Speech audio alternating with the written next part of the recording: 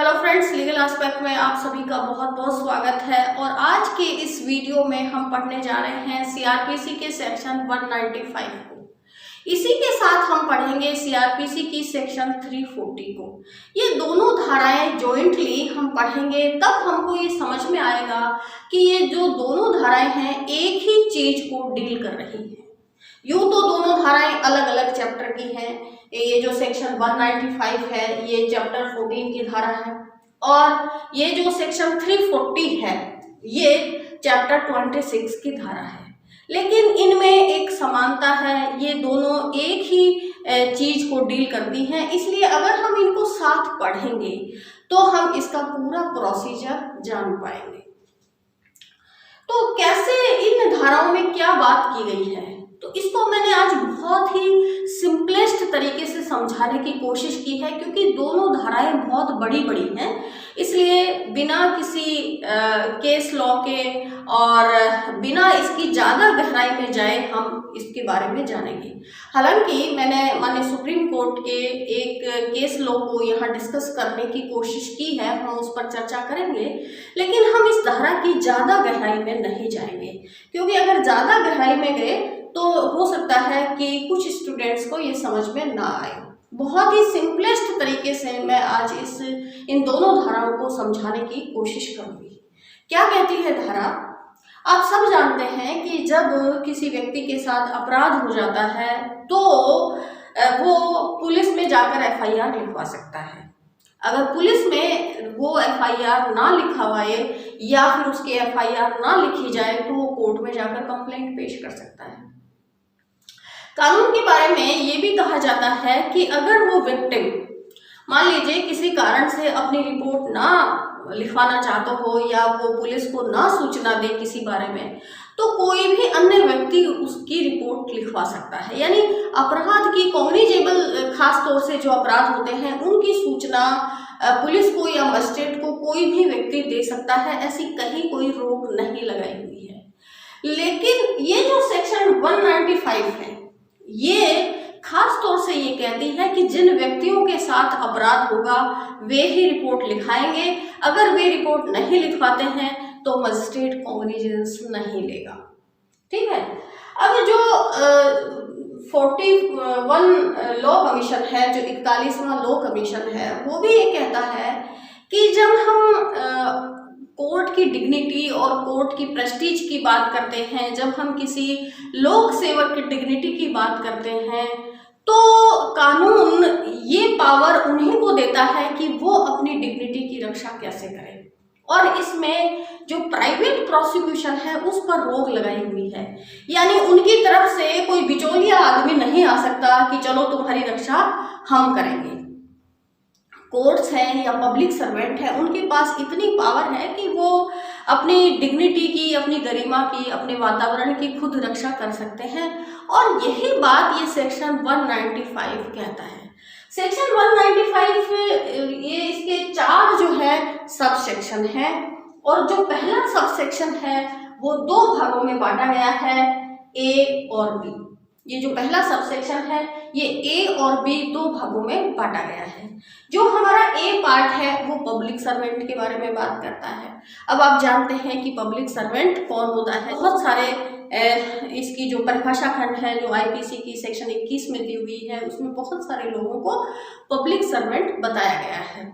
तो ये जो सेक्शन है ये लोक सेवक यानी पब्लिक सर्वेंट को डील करती है, और ये जो इसका बी पॉइंट है ये कोर्ट्स को डील करता है। और ये दोनों पॉइंट क्या कहते हैं कि अगर लोक सेवक के साथ, अगर पब्लिक सर्वेंट के साथ कोई अपराध हो जाता है तो वो ही अपनी परिवाद दर्ज करवाएगा, और कोर्ट तभी उसके परिवाद पर कॉग्निजेंस लेगा जब वो खुद दर्ज करवाएगा या फिर उसका कोई सीनियर दर्ज करवाएगा। तो बहुत ही सिंपल भाषा में मैं आपको समझा रही हूँ कि धारा 195 ये कहती है, इसका ये जो सबसेक्शन ए है इसको 2 टुकड़ों में बांटा गया है। जो ए सबसेक्शन है वो ये कहता है कि पब्लिक सर्वेंट के साथ अगर उसकी ड्यूटी के दौरान वो ड्यूटी करते हुए किसी अपराध का शिकार हो जाता है, उसके साथ कोई अपराध हो जाता है, उसका कोई कंटेम्प्ट करता है, उसकी कोई बात नहीं मानता है, उसके आदेशों की अवहेलना करता है, तो फिर वो खुद इतना सक्षम बनाया गया है कि अपनी रिपोर्ट पेश करे। उसकी तरफ से कोई प्राइवेट व्यक्ति अपराध की सूचना नहीं देगा और ना ही रिपोर्ट दर्ज कराएगा। तो बात आ गई समझ में। अब इसमें कौन कौन सी धाराएं शामिल की गई हैं?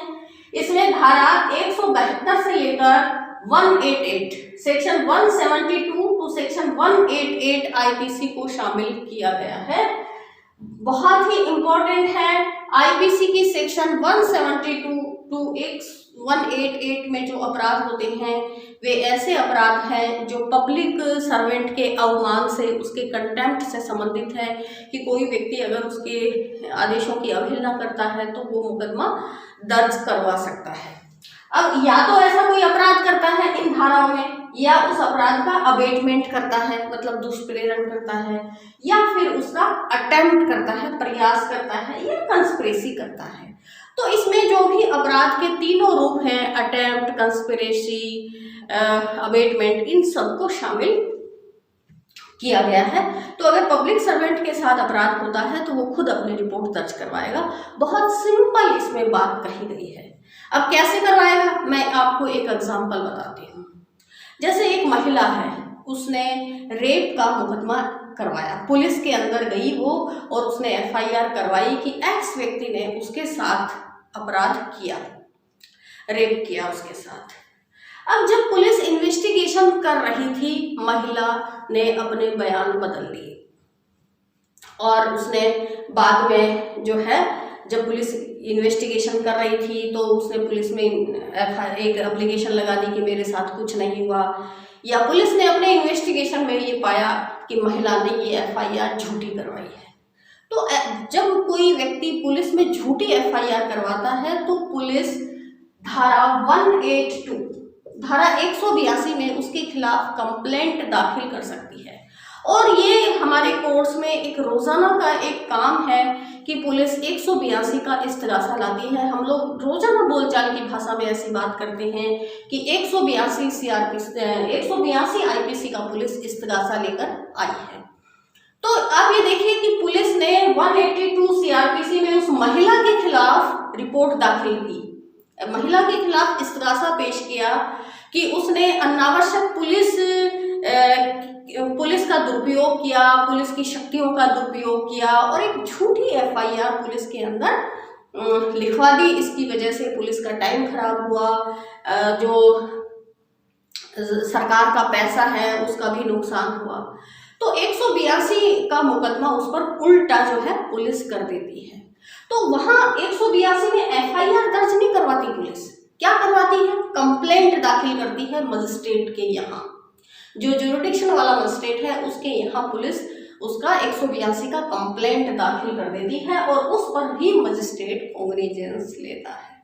तो ये बात आ गई आपको समझ में कि जब ये इस तरह के पब्लिक सर्वेंट के साथ उसकी ड्यूटी के दौरान कोई घटनाएं होती हैं अपराध की, तो ये भी एक तरह से 182 का मानो पुलिस इस्तगासा करती है, तो मिथ्या साक्ष्य देने का एक तरह से पुलिस के साथ अपराध हुआ। इसी तरह आजकल अभी लॉकडाउन चल रहा है, जो कलेक्टर है, डीएम और जो एसडीएम है, सब डिविजनल मजिस्ट्रेट, ये सेक्शन 144 सीआरपीसी में कर्फ्यू लागू कर रहे हैं और जो सेक्शन 144 को लागू कर रहे हैं कि 5 लोगों से ज़्यादा लोग इकट्ठे नहीं होंगे, घरों से बाहर नहीं आएंगे। तो ये सेक्शन 144 सीआरपीसी की कार्रवाई कर रहे हैं, आदेश भी निकाले हैं। अब अगर उन आदेशों की कोई पालना नहीं करता है तो पुलिस जो है वो जो मजिस्ट्रेट है कंसर्निंग डीएम, डिस्ट्रिक्ट मजिस्ट्रेट या एसडीएम, सब डिविजनल मजिस्ट्रेट, वो सेक्शन 188 में कार्रवाई कर सकते हैं। अब ये धारा क्या कहती है कि जिस व्यक्ति के साथ अपराध हुआ है वही व्यक्ति परिवाद दाखिल करेगा। तो इसका मतलब ये हुआ कि अगर कोई व्यक्ति इस तरह का अपराध करता है, लॉकडाउन की शर्तों को नहीं मानता है और 144 का उल्लंघन करता है, तो जो मजिस्ट्रेट हैं डीएम और एसडीएम जिन्होंने ये आदेश निकाला है वो उस व्यक्ति के खिलाफ इस्तगासा पेश करेंगे, कंप्लेंट दाखिल करेंगे, एफआईआर दर्ज नहीं करवाएंगे। और फिर उसी कंप्लेंट के आधार पर पुलिस जो मजिस्ट्रेट है, जो जुडिशियल मजिस्ट्रेट है, वो कॉग्निजेंस लेगा। तो मुझे लगता है ये दोनों एग्जाम्पल से आपको ये बात समझ में आ गई होगी कि ये जो सेक्शन 195 है ये कहती है कि अगर लोक सेवक के साथ, अगर पब्लिक सर्वेंट के साथ अपराध होता है तो वो सीधे मजिस्ट्रेट के यहाँ जाकर अपना परिवाद दाखिल करेगा और उस परिवाद के आधार पर ही मजिस्ट्रेट कॉग्निजेंस लेगा।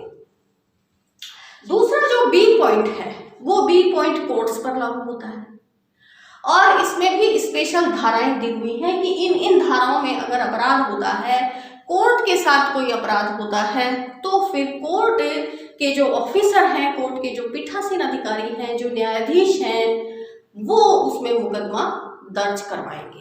तो कोर्ट अपना मुकदमा स्वयं दर्ज करवाएगी अगर उसके साथ कोई अपराध होता है तो। अब किन किन धाराओं में करवाएगी, किन किन धाराओं में वो अपराध होना चाहिए, इसके लिए इन्होंने 3 पॉइंट्स में ये बातें बताई हैं। पहली है सेक्शन 193 to 196। अब ये देखिए, मिथ्या साक्ष्य जो आईपीसी का चैप्टर 11 है, जो मिथ्या साक्ष्य देने के तथ्य को डील करता है, उसकी ये धारा बात करती है कि अगर मिथ्या साक्ष्य देने की कोई कोर्ट में कार्रवाई होती है, कोई विटनेस कोई कोर्ट में गलत एफिडेविट देता है या फिर कोई ऐसी मिथ्या साक्ष्य कोर्ट में देता है, मिथ्या साक्ष्य वहां गढ़ ली जाती है, बना दी जाती है, तो फिर कोर्ट उसमें कंप्लेंट उसके खिलाफ दर्ज करवा सकता है। इसी तरह ये जो सेक्शन 199 है, सेक्शन 200, 205, सेक्शन 211, 228, ये सारी धाराएं इसमें आती हैं। इनमें ये जो कोर्ट है ये खुद कंप्लेंट अधिकारिता वाले मजिस्ट्रेट के यहाँ दाखिल करेंगे। यानी अब जैसे मान लो मेरी कोर्ट में अपराध हुआ तो मेरी कोर्ट तो सेशन कोर्ट है, तो मैं उसको अपने आप से नहीं सुनूंगी, उसको मुझे अधिकारिता वाले मजिस्ट्रेट के यहाँ इस्तगासा यानी कंप्लेंट भेजनी पड़ेगी। अभी जैसे सेक्शन 463 है, 471, 475, 476, ये जो सारे मामले हैं, कोई डॉक्यूमेंट कोई कोर्ट में फोर्जरी कर दी जाती है, किसी डॉक्यूमेंट में हेरफेर कर दी जाती है, किसी डॉक्यूमेंट्री कोई ऐसी साक्ष्य कोर्ट में गढ़ ली जाती है, तो उन सारे मामलों में कोर्ट को ये पावर दिया गया है कि वो अपनी रिपोर्ट दर्ज करवाए और तभी मजिस्ट्रेट कॉग्निजेंस लेगा। इनका ये जो धाराएं बताई गई हैं, इनमें इन धाराओं में अबेटमेंट भी हो सकता है, अटेम्प्ट भी हो सकता है, कंस्पिरेसी भी हो सकती है। तो ये जितने अपराध हैं, या तो अपराध हो जाए या इनका अबेटमेंट हो जाए, उन सारे मामलों में यही होगा कि कोर्ट जो है रिपोर्ट लिखवाएगी। बहुत सिंपल सी बात इस धारा में कही गई है। साथ में ये भी कहा गया है इनमें कि या तो वो खुद जो कोर्ट है वो खुद करवाए, या फिर उनकी जो सीनियर कोर्ट है जिनमें वहां उनकी अपील जाती है, वो कोर्ट भी इन धाराओं में मुकदमा दर्ज करवा सकती है उनके बिहाफ पर। इसी तरह पब्लिक सर्वेंट के लिए कहा गया है कि या तो वो पब्लिक सर्वेंट जिसके साथ अपराध होता है वो मुकदमा दर्ज करवा सकता है, या फिर उनका कोई सीनियर करवा सकता है। जैसे मान लीजिए एसडीएम का आदेश नहीं माना, तो फिर एसडीएम का सीनियर कौन होता है? डीएम, डिस्ट्रिक्ट मजिस्ट्रेट उसका सीनियर होता है। तो या तो एसडीएम खुद मुकदमा दर्ज करवा दे, या फिर उसका डीएम जो सीनियर है वो मुकदमा दर्ज करवा सकता है। तो ये बात इन दोनों धाराओं में कही गई है। अब जो इसका पॉइंट नंबर 2 है, ये विड्रॉ की बात करता है कि भाई मान लो सरकार इस नतीजे पर पहुंचती है लोक सेवक के मामले में, या कोर्ट इस नतीजे पर पहुंचती है कि हमको तो ये एप्लीकेशन जो है, हमने जो ये कंप्लेंट दाखिल की है, इसको हमको विड्रॉ करना है। तो विड्रॉ कौन करेगा? तो विड्रॉ के लिए भी उनको ये सब सेक्शन 2 में बताया गया है कि या तो वो खुद, जिस कोर्ट ने ये मुकदमा दर्ज करवाया है, कंप्लेंट दाखिल की है उस मजिस्ट्रेट के यहाँ, वो खुद उसको विड्रॉ कर सकती है, या कोई पब्लिक सर्वेंट है जिसने मुकदमा दर्ज कराया है वो खुद विड्रॉ कर सकते हैं, या फिर उनकी जो अपीलेट कोर्ट है, उनकी जो सीनियर कोर्ट है, या अगर पब्लिक सर्वेंट है तो उनका जो सीनियर अधिकारी है वो उसको वापस ले सकता है, मुकदमे को विड्रॉ कर सकता है। बहुत सिंपल बात है, ठीक है। अब इसमें ये भी बता दिया कि लेकिन अगर मजिस्ट्रेट ने उस मुकदमे की ट्रायल पूरी कर ली है तो फिर मुकदमा जो है वो वापस नहीं हो पाएगा। अब 3 नंबर सब सेक्शन क्या कहती है 3 नंबर सबसेक्शन में ये बताया गया है कि कोर्ट का हम क्या मतलब है। तो कोर्ट का यहाँ मतलब है कि वो एक सिविल कोर्ट भी हो सकती है, वो एक क्रिमिनल कोर्ट भी हो सकती है, वो एक रेवेन्यू कोर्ट भी हो सकती है। तो तीनों तरह की कोर्ट्स को इसमें शामिल किया गया है। और ये जो चौथा पॉइंट है उसमें ये बताया गया है कि सीनियर कोर्ट से या सीनियर अधिकारी से क्या मतलब है। तो यहाँ सीनियर कोर्ट का ये मतलब बताया गया है कि साधारणतया जिस कोर्ट से ऊपर की कोर्ट में अपील लाई करती है, दाखिल हो सकती है, तो वो कोर्ट उसकी सीनियर कोर्ट मानी जाएगी। जैसे मान लीजिए मजिस्ट्रेट है, तो मजिस्ट्रेट की अपील कहाँ जाती है? सेशन जज के यहाँ जाती है, तो सेशन जज जो है उसकी सीनियर कोर्ट मानी जाएगी। तो ये बात इन धारा 195 में बताई गई है। बहुत सिंपल कि कौन मुकदमा दर्ज करवा सकता है कोर्ट और पब्लिक सर्वेंट के साथ अपराध होने पर, और कौन उसको विड्रॉ कर सकता है। अब हम चलते हैं सेक्शन 340 पर। 340 धारा क्या कहती है? 340 जो धारा है वो ये डील करती है कि अगर कोर्ट के साथ अपराध होता है तो फिर उसका प्रोसीजर क्या रहेगा, क्या स्थिति रहेगी, किस तरह कोर्ट मुकदमा दर्ज करवाएगा। तो देखिए मैंने इसको स्टेप्स में लिखा है कि अगर किसी कोर्ट के साथ अपराध हो जाता है, ये सेक्शन 195(1) का बी, क्योंकि कोर्ट में कोई मिथ्या साक्ष्य पेश कर दी, कोई मिथ्या साक्ष्य गढ़ दी, या कोई डॉक्यूमेंट ऐसा पेश कर दिया, उसमें कोई डॉक्यूमेंट कोर्ट की फाइल में कोई छेड़छाड़ कर दी, कोई फोर्जरी कर दी, तो जो है कौन उसमें रिपोर्ट पेश कर सकता है। तो एक तो एप्लीकेशन, कोई पार्टी एप्लीकेशन पेश कर सकती है, ठीक है, कोई पार्टी इसमें एप्लीकेशन पेश कर सकती है, या फिर कोर्ट सो मोटो भी कर सकती है। जनरली कोर्ट क्या करती है, जैसे मान लीजिए मान लीजिए हम रेप केस का ही एग्जाम्पल लेते हैं। कोई महिला ऐसी है जो कोर्ट में आकर होस्टाइल हो जाती है। पहले उसने पुलिस में FIR लिखाई कि मेरे साथ रेप किया, फिर उसने मजिस्ट्रेट के यहाँ 164 में स्टेटमेंट दिए और शपथ दिए, ओथ पर कहा कि मेरे साथ रेप हुआ, और बाद में जब वो कोर्ट में आई तो होस्टाइल हो गई कि नहीं मेरे साथ कुछ नहीं हुआ, मैंने तो झूठी रिपोर्ट लिखा दी। तो ऐसी स्थिति में कोर्ट जो है इस 340 CRPC में कार्रवाई करके उसके खिलाफ मुकदमा दर्ज करवा सकती है, कंप्लेंट दाखिल करवा सकती है। तो सो मोटो भी करवा सकती है, या फिर वो कोई एप्लीकेशन उसमें पेश कर सकता है। जैसे अगर क्रिमिनल मैटर है तो जो PP है, APP या PP, वो कोर्ट में एप्लीकेशन पेश कर सकते हैं कि इस महिला के खिलाफ कोर्ट में झूठी गवाही देने के लिए कार्रवाई की जाए, ठीक है। तो ये 340 की कार्रवाई इस तरह इसमें एप्लीकेशन जो है पेश की जाएगी। अब साधारणतया क्या होता है इसमें कि जब ये एप्लीकेशन कोर्ट में 340 की एप्लीकेशन कोर्ट में पेश की जाती है, या फिर कोर्ट उसका जब डिसीजन करता है, तो फिर कोर्ट जो है उसमें पूरी फाइंडिंग देता है कि इसने पुलिस में ये रिपोर्ट लिखाई, 161 में इसने बयान दिए कि उसके साथ रेप हुआ, फिर उसने ऑन ओथ स्टेटमेंट दिए मजिस्ट्रेट के सामने इन्वेस्टिगेशन के दौरान सेक्शन 164 के तहत, और ये सारी प्रक्रिया हुई, और फिर इसमें चालान पेश हुआ, और अब ये महिला वो जब कोर्ट में ट्रायल के दौरान स्टेटमेंट देने आई, अपने बयान देने आई, देन वो होस्टाइल हो गई है और प्रोसिक्यूशन स्टोरी का समर्थन नहीं कर रही है, और उसने ये बताया है कि झूठी इसने रिपोर्ट लिखाई है। तो इसने जो है एक झूठी कार्रवाई को मोशन में ये लाई, और इसने दुरुपयोग किया कोर्ट का, पुलिस का। तो सेक्शन 340 CRPC की कार्रवाई ही इसमें पंजीबद्ध की जाए, इंस्टीट्यूट की जाए। तो इस तरह की कोर्ट उसमें फाइंडिंग दे देती है। और या फिर कोई जैसे एप्लीकेशन PP या ये अलग से उसमें दे देते हैं, तो दोनों ही बातों में वो कार्रवाई कर सकता है कोर्ट। अब 340 की एप्लीकेशन कोर्ट में दे दी गई है, PP ने दे दी है, या फिर कोर्ट ने अपने निर्णय में इस तरह की फाइंडिंग दे दी है कि इस महिला के खिलाफ 340 CRPC की कार्रवाई इंस्टीट्यूट की जाए, तो फिर कोर्ट क्या करेगा? कोर्ट फिर क्या करेगा? सेक्शन 340 CRPC के तहत उसमें प्रिलिमिनरी इंक्वायरी करेगा, यानी प्रारंभिक रूप से उसमें कोर्ट इंक्वायरी करेगा। 340 का स्कोप केवल इतना सही है, इंक्वायरी करने का ही उसमें प्रोविजन दिया हुआ है, ये एक प्रोसीजरल धारा है। तो उसमें प्रिलिमिनरी इंक्वायरी करेगा।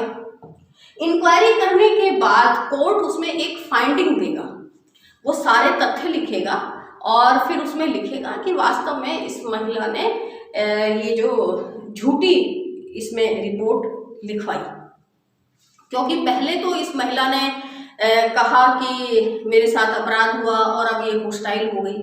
तो या तो दो बातें हुई इसमें, कोर्ट की फाइंडिंग इस तरह से उसमें कोर्ट लिखेगा कि या तो इस महिला ने कोर्ट में आकर ऑन ऑथ झूठे स्टेटमेंट दी और वो पहले वाली बात उसकी सही थी और अब वो अक्यूज्ड को बचाना चाहती है, मुलजिमान को बचाना चाहती है, और या फिर वो अब सही बात कह रही है ऑन ऑथ कि उसके साथ कुछ नहीं हुआ और उसने पहले मजिस्ट्रेट के सामने ऑन ऑथ झूठे स्टेटमेंट दिए कि उसके साथ अपराध हुआ।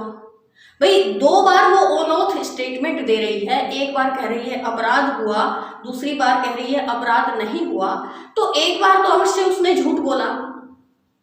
तो कोर्ट जो है उसमें इस तरह की फाइंडिंग देगा कि एक बार तो इसने अवश्य ही ऑन ऑथ झूठे स्टेटमेंट दिए हैं। तो फिर ये इसमें इंक्वायरी हो गई। इंक्वायरी होने के बाद कोर्ट का एक अपना उसमें फाइंडिंग आ गई कि हाँ इसने झूठे बयान कोर्ट के अंदर दिए हैं, कोर्ट के अंदर दिए हैं या मजिस्ट्रेट के सामने दिए हैं, ऑन ऑथ उसने झूठे बयान दिए हैं। फिर कोर्ट क्या करेगा, उसमें एक कंप्लेंट ड्राफ्ट करेगा। कंप्लेंट किसकी ड्राफ्ट करेगा, इनमें से किसी भी सेक्शन की ड्राफ्ट कर सकता है। हमने जैसे मान लो झूठी गवाही देने का एग्जांपल लिया है, तो इसमें 193 सीआरपीसी की वो कंप्लेंट वो ड्राफ्ट कर लेगा। तो 193 सीआरपीसी में वो मुकदमा दर्ज करवाने के लिए अपना कंप्लेंट बनाएगा। इसके बाद वो अपने अधिकारिता वाले मजिस्ट्रेट को उसको पेश करेगा, ठीक है, और वहां भेज देगा कि इस अपना लिखते हुए कि इसमें हम इस निष्कर्ष पर पहुंचे हैं और जो पूरे डॉक्यूमेंट्स हैं उसके गवाह के बयान हैं उन सबके वो साथ लग जाएंगे और फिर जो है उसको अधिकारिता वाले मजिस्ट्रेट को भेज दिया जाएगा कि आप इसमें मुकदमा दर्ज करिए। और फिर वो जो मजिस्ट्रेट है वो इस रिपोर्ट के आधार पर कॉग्निजेंस लेगा, ठीक है। तो आप ये देखिए कि 3 धाराएं हमारे साथ आ गई हैं। कौन कौन सी, एक तो 195 में तो हमें ये बता दिया गया है कि कार्रवाई कोर्ट करेगा या पब्लिक सर्वेंट करेगा, और सेक्शन 340 जो सीआरपीसी है वो ये कहती है कि अगर अपराध कोर्ट में हुआ है, कोर्ट के साथ हुआ है, तो फिर कोर्ट जो है उसमें अपनी इंक्वायरी करने के बाद कंप्लेंट दाखिल कराएगा और जिस भी धारा में ये अपराध हुआ है वो उसमें मुकदमा दर्ज करवाने के लिए भेजेगा। अब मान लो वो देखना पड़ेगा कि क्या अपराध हुआ है, वो 193 का हुआ है या 195 का हुआ है या 196 का हुआ है, या अगर कोई डॉक्यूमेंट के साथ छेड़छाड़ हुई है तो 471 का हुआ है या 475 का हुआ है, कौन सी धारा में अपराध हुआ है उसी की जो है उसी धारा में मुकदमा दर्ज कराने के लिए ये अब ड्राफ्ट जो कंप्लेंट है वो भेजी जाएगी। फिर मजिस्ट्रेट उसके आधार पर कॉग्निजेंस ले लेगा। अब इसमें नीचे ये बताया गया है धारा में कि अगर मान लीजिए हाईकोर्ट में इस तरह का कोई अपराध हुआ है तो हाईकोर्ट अपने जो रजिस्ट्रार होते हैं उनको, अपने जो अधिकारी होते हैं रजिस्ट्री के, उनमें से किसी अधिकारी को ये आदेश देगा कि वो मजिस्ट्रेट के यहाँ जाकर और अपनी रिपोर्ट पेश करें, ये जो परिवाद है।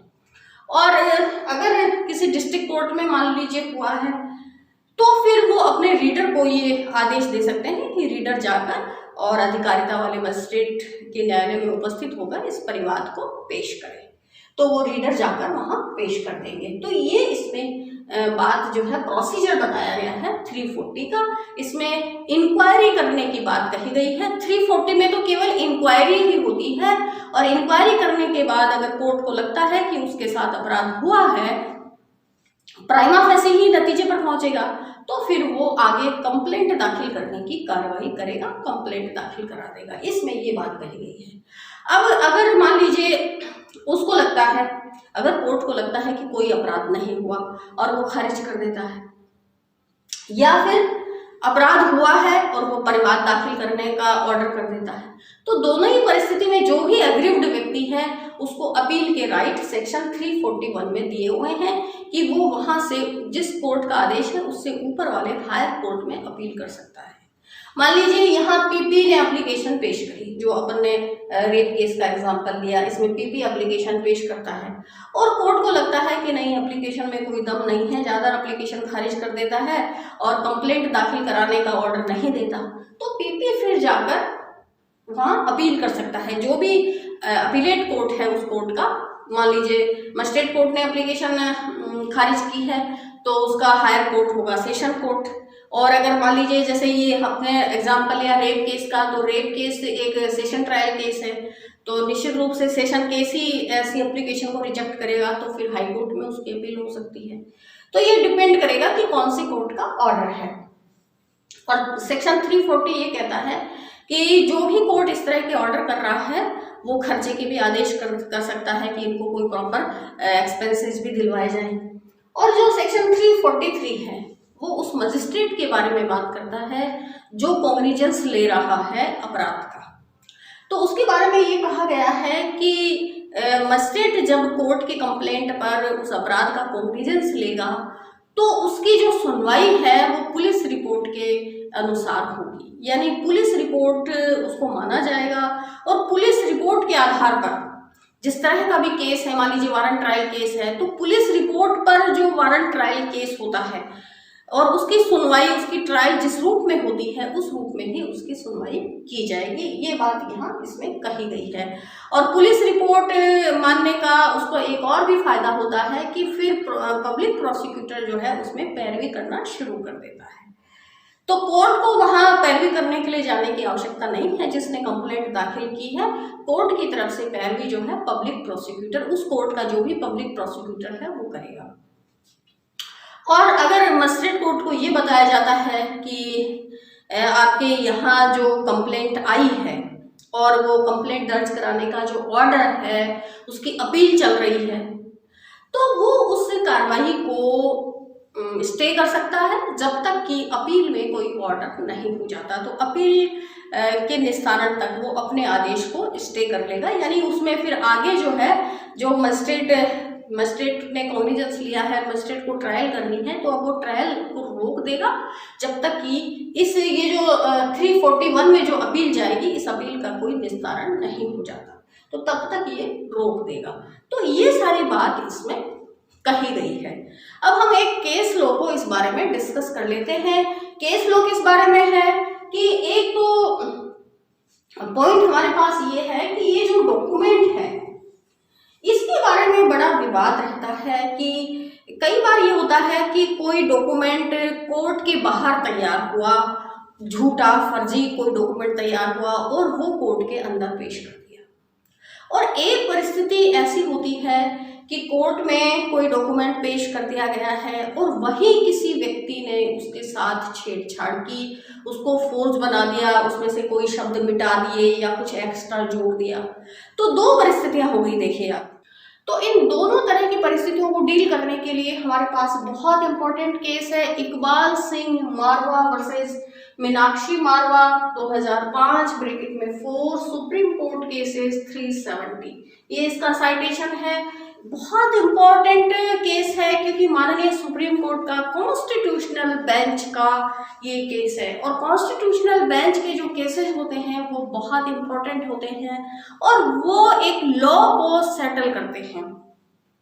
तो ये केस है और ये जो कॉन्स्टिट्यूशनल बेंच का केस है इसमें ये जो Sachidanand versus state of Bihar है ये भी माननीय सुप्रीम कोर्ट का केस है और इस केस में जो बात कही गई वही पुष्टि इकबाल सिंह के केस में कही गई।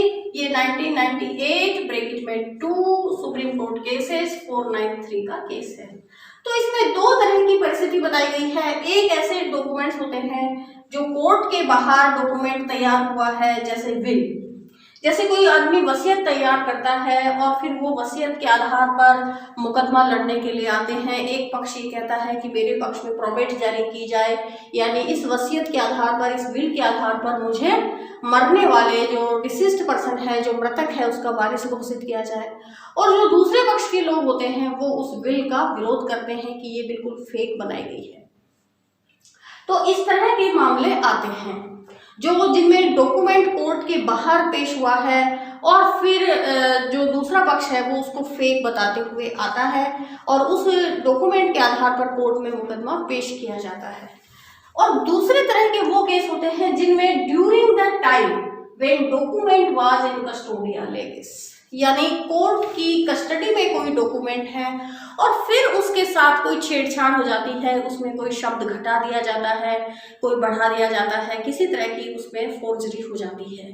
तो माननीय सुप्रीम कोर्ट ने इकबाल सिंह के केस में कहा कि ये जो सेकेंड कैटेगरी वाले जो डॉक्यूमेंट्स हैं उन्हीं पर ही ये सेक्शन 195 की बार लागू होगी। ये सेक्शन 195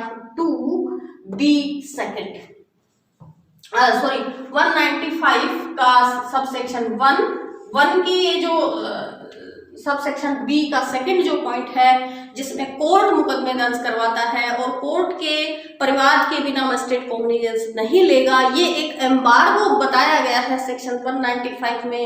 एक बार उसमें डाली गई है, एक रोक लगाई गई है कि कोई प्राइवेट व्यक्ति उसमें कंप्लेंट दाखिल नहीं करेगा बल्कि कोर्ट ही दाखिल करेगा।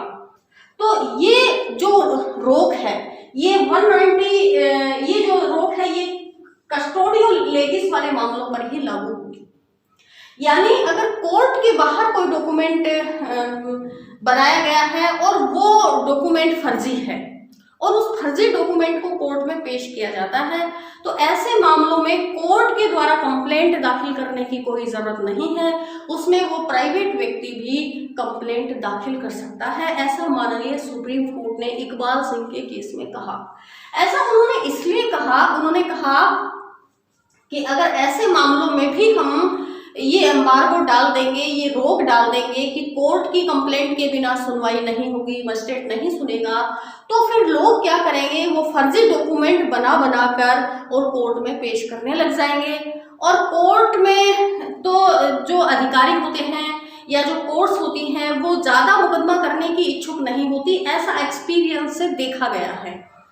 और दूसरा, जब तक उस केस का फैसला नहीं हो जाता तब तक कोर्ट इस नतीजे पर नहीं पहुंच पाती कि वो जो डॉक्यूमेंट है वो फर्जी है या नहीं। तो अगर किसी मुकदमे का 5 साल में फैसला होता है तो हमें 5 साल इंतजार करना पड़ेगा और तब उस नतीजे पर पहुंचेंगे, तब फिर उसका मुकदमा दर्ज कराएंगे। तो ऐसे में तो जो चीटिंग करने वाली पार्टियां हैं वो कोर्ट का फायदा उठा सकती हैं। तो इसलिए उन्होंने कहा कि अगर कोर्ट के बाहर कोई डॉक्यूमेंट बना लिया गया है और वो फर्जी है तो फिर वो जो प्राइवेट पार्टी है जिससे उसका नुकसान हो रहा है, उसको प्रेजुडिस कॉज हो रहा है, उसके राइट खत्म हो रहे हैं, वो पार्टी इसमें मुकदमा दर्ज करवा सकती है। जैसे इकबाल सिंह वाले केस में क्या हुआ कि 2 भाइयों का आपस का डिस्प्यूट था विल के बारे में। एक भाई ने प्रोबेट की कार्रवाई सेशन कोर्ट में की थी और ये कहा कि मुझे इसके आधार पर मुझे इसका वारिस घोषित किया जाए, मुझे इसका वारिस घोषित किया जाए। और जो दूसरा भाई था उसने कहा कि ये वसीयत तो फर्जी है, कोई ऐसी वसीयत नहीं बनाई गई। तो वो इसमें कार्रवाई करना चाहता था, मुकदमा दर्ज करवाना चाहता था पुलिस में। तो फिर ये मामला सुप्रीम कोर्ट पहुंचा कि आप इस तरह की कार्रवाई नहीं कर सकते, ये मामला कोर्ट में सब जुडिस है, कोर्ट ही इसमें कार्रवाई कर सकती है, कोर्ट ही इसमें परिवाद दाखिल कर सकती है, आप नहीं कर सकते। तो फिर माननीय सुप्रीम कोर्ट ने कहा ऐसी कोई बात नहीं है, कोर्ट के द्वारा परिवाद दाखिल करने की इस बारे में कोई आवश्यकता नहीं है, क्योंकि ये जो विल है ये कोर्ट की कस्टडी में आने के बाद फर्जी नहीं बनाएगी, बल्कि अगर ये फर्जी है तो पहले से ही है, तो इसलिए ये पार्टी जो है मुकदमा दर्ज करवा सकती है। ऐसे ही जैसे एक केस आया, वो केस क्या था कि एक मकान मालिक किराएदार का डिस्प्यूट था। अब किराएदार ने 2 रसीदें पेश की और ये कहा कि मैंने किराया जमा करा दिया और मकान मालिक ने ये मुझको रसीदें दी। मकान मालिक ने कहा कि ये रसीदें बिल्कुल फर्जी हैं और मुझे इस आदमी ने कोई किराया नहीं दिया और ना ही ये मैंने रसीदें बनाई। अब एक उन दोनों के बीच में किराएदारी का डिस्प्यूट था। मकान मालिक ने अपना मकान खाली करवाने के लिए ये मुकदमा दर्ज करवाया था, तो उसमें ये दोनों रसीदें उस किराएदार ने पेश की थी। अब मकान मालिक ने क्या करा कि एक मुकदमा पुलिस में दर्ज करवा दिया कि इसने कोर्ट के अंदर फर्जी रसीदें बनाकर पेश कर दी।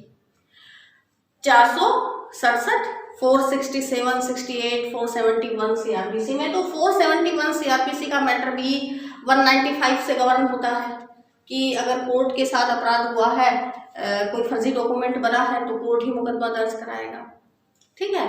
लेकिन इस मामले में मकान मालिक ने मुकदमा दर्ज करवाया तो मजिस्ट्रेट ने उसमें कॉग्निजेंस लिया और ये डिसाइड हुआ ऊपर की कोर्ट से कि इसमें जो मकान मालिक था वो रिपोर्ट दाखिल कर सकता था। क्यों कर सकता था? क्योंकि रसीदें बाहर से तैयार करके कोर्ट में पेश हुई थी। ऐसा नहीं था कि कोर्ट में कोई रसीद पेश हुई हो और उसमें कोई छेड़छाड़ करके उसमें कोई मैनिपुलेशन किया गया हो, ये ऐसा कोई मैटर नहीं था। ये बाहर रसीदें तैयार हुई और फिर कोर्ट में पेश हुई, तो इनमें हम 195 को अप्लीकेबल नहीं करेंगे और ऐसे मामलों में छूट प्रदान की और एफआईआर दर्ज करने की इजाजत इन ऐसे मामलों में होती है। तो ये इकबाल सिंह मारवा का जो केस है इसमें ये तथ्य ये सेटल हुआ है। तो अभी तक तो ये इकबाल सिंह मारवा का केस ही लागू है और उसी के आधार पर हमको चलना है। तो ये स्थिति आप समझ गए होंगे कि दो तरह के डॉक्यूमेंट एक कोर्ट के बाहर तैयार होते हैं और फिर कोर्ट में पेश किए जाते हैं, और एक ऐसे डॉक्यूमेंट हैं जो कोर्ट के अंदर होते हैं और वहां उनसे कोई छेड़छाड़ कर दी जाती है। तो जो कोर्ट की कस्टडी में जो डॉक्यूमेंट होता है और कोर्ट की कस्टडी में रहते हुए अगर उसके साथ कोई छेड़छाड़ होती है तो फिर उसका मुकदमा कोर्ट दर्ज करवाएगा 340 की कार्रवाई करते हुए। अब एक और क्वेश्चन है हमारे पास कि जब कोर्ट 340 की इंक्वायरी करता है तो जो हमारा भविष्यवर्ती जो मुलजिम है, जिसको हम मुलजिम बनाएंगे, जो वुड बी एक्यूज्ड है, क्या उस 340 की सुनवाई करते समय, प्रिलिमिनरी इंक्वायरी करते समय, क्या उसको भी हम सुनेंगे? तो इसके बारे में भी हमारे पास सुप्रीम कोर्ट के दो केसेज हैं। पहला केस है Pritish versus state of Maharashtra का और 2002 का केस है ये। इस केस में माननीय सुप्रीम कोर्ट ने ये कहा कि उस वुड बी एक्यूज्ड को सुनना कोई जरूरी नहीं है, कोर्ट अपनी प्रिलिमिनरी इंक्वायरी कर लेगा, डॉक्यूमेंट्स को देखेगा और इसके आधार पर अगर कोर्ट इस नतीजे पर पहुंचता है कि परिवाद दाखिल करना चाहिए तो परिवाद दाखिल कर देगा। लेकिन जो दूसरा सुप्रीम कोर्ट का डिसीजन है शरद पवार वर्सेस जगमोहन डालमिया का केस है, 2010 में आया है। इसमें ये भी माननीय सुप्रीम कोर्ट का ही केस है और इस केस में माननीय सुप्रीम कोर्ट ने ये कहा कि जिस व्यक्ति को आप मुलजिम बनाने जा रहे हो, जिसके विरुद्ध परिवाद दाखिल करने जा रहे हो, उसको भी मौका देना चाहिए और प्रिलिमिनरी इंक्वायरी करते समय उसकी भी सुनवाई करनी चाहिए। तो दो तरह के माननीय सुप्रीम कोर्ट के केसेज हमारे पास हैं। अगर इस तरह का कोई क्वेश्चन आता है 340 पर तो आपको ये दोनों केसेज ही लिखने चाहिए। और आज का ये हमारा टॉपिक था और मुझे उम्मीद है कि ये सेक्शन 195 और सेक्शन 340 को हमने जॉइंटली डिस्कस किया। इनका स्कोप, इनकी अप्लीकेबिलिटी कैसे होगी, ये आपको समझ में आया होगा। मैंने कई सारे एग्जाम्पल आपको दिए, तो निश्चित रूप से वीडियो आपको पसंद आया होगा। बहुत बहुत धन्यवाद। Thank you.